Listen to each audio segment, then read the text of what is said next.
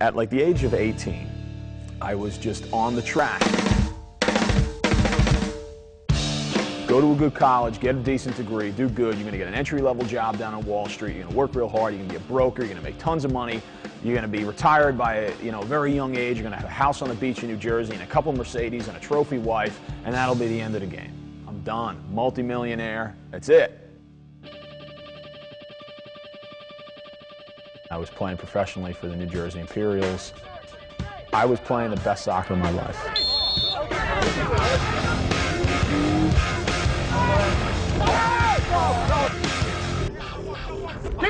Go, go, go!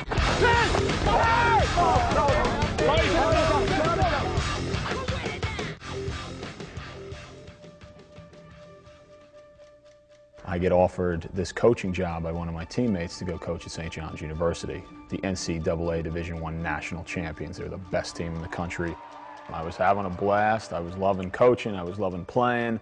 I'm living in New York. I'm also studying stuff that I really enjoy. I'm digging into like studying theology for the first time in my life in a formal way. I get online, I start doing searches about Nike and sweatshops and labor practices. And what I found was if you wanted to pick a company that completely violates everything that Catholic social teaching is about, Nike would be your perfect case study. And at the same time I'm doing this research, St. John's University Athletic Department starts to negotiate a $3.5 million endorsement deal with Nike that would require me as a coach to wear and promote the products. St. John's University got the largest Catholic institution in the country, coupling itself with the largest sportswear company in the world.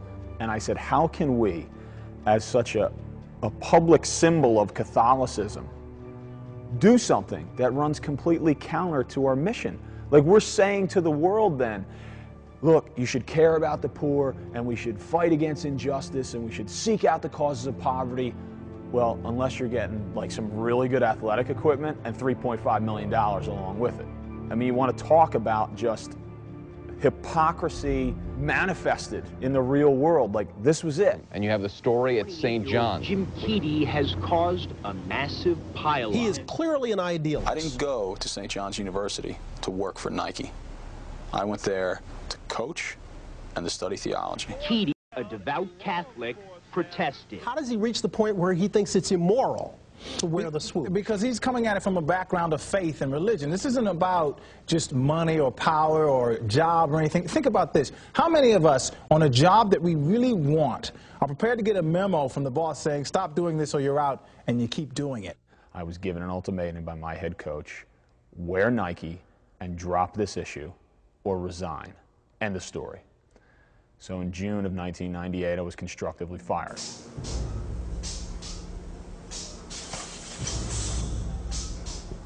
People were telling me, you don't know what you're talking about. You know, those are great jobs, and you can live like a king or a queen on those wages, and those people are really happy to have those jobs. I want to go find out.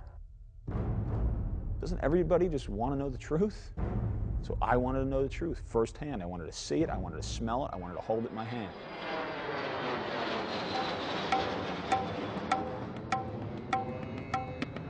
I knew I was going to need other people.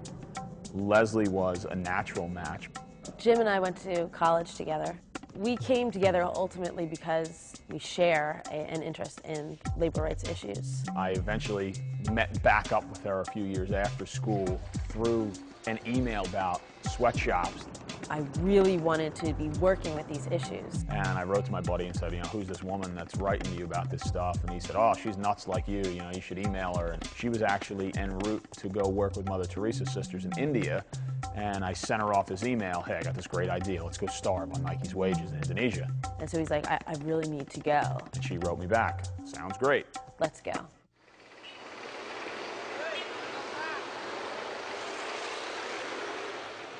We plopped down in Tangerang, Indonesia, this industrial suburb outside of the capital of Jakarta, with the plans that for the next month we were going to live as Nike's factory workers lived, which meant that we were going to go live in a workers' slum outside of the capital. And we were going to live on the workers' wages, $1.25 a day for the next month, to try and come maybe to a better understanding of what it's like for Nike factory workers to make this kind of money and live under these conditions.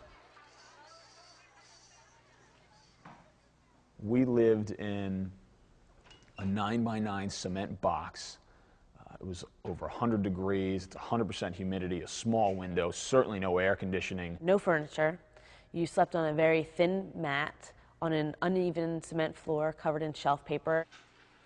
The streets outside of your home are lined by open sewers, and what that means, like in the rainy season, you would have all that feces just float up into the streets and into your house. And every time that you go to the bathroom, it comes back out into the sewer for everybody else to see and smell.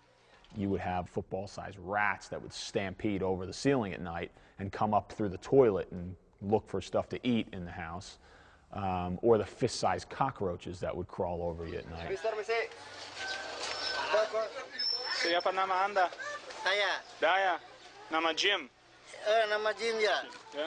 Just like anyone around the world, you can't just drop into someone's life and be like, "Hi, we're here. We want to live in your life and tell us how much it sucks."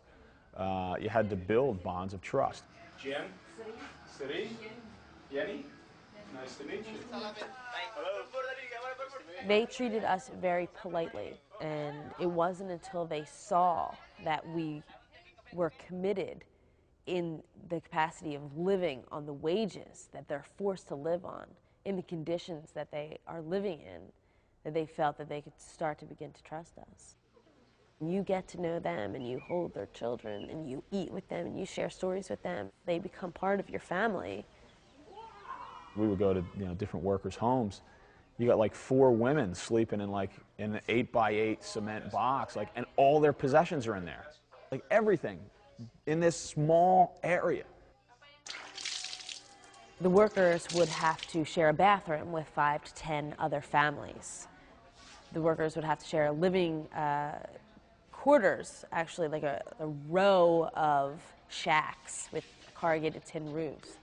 All those families would share a laundry corner and a kitchen facility, and they would all share the same well to take the water out of.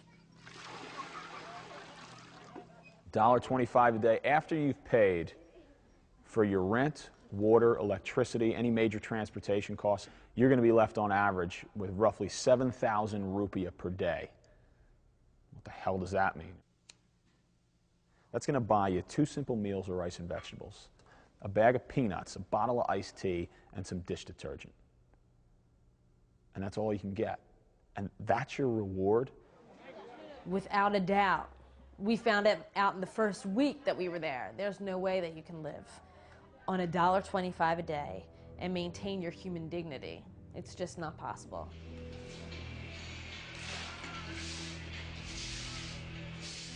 I lost 25 pounds living on Nike's wages in Indonesia.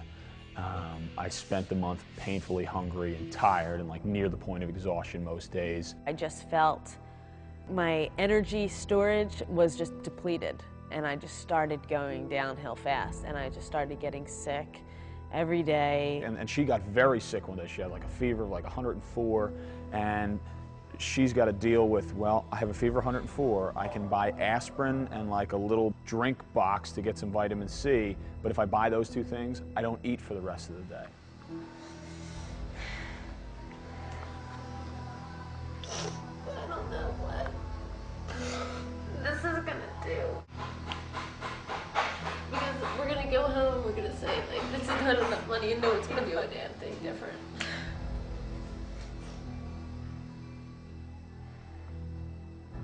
How do you feel like a human being? How do you feel like your work, your gifts? You know, for them and the workers that I've talked to the last couple of days, a number of them said like the only thing we have is our physical labor. Because I just bought this smallest thing of shaving cream and 1 razor that I might be able to use 2 or 3 times, that I have to cut out 3 meals this week.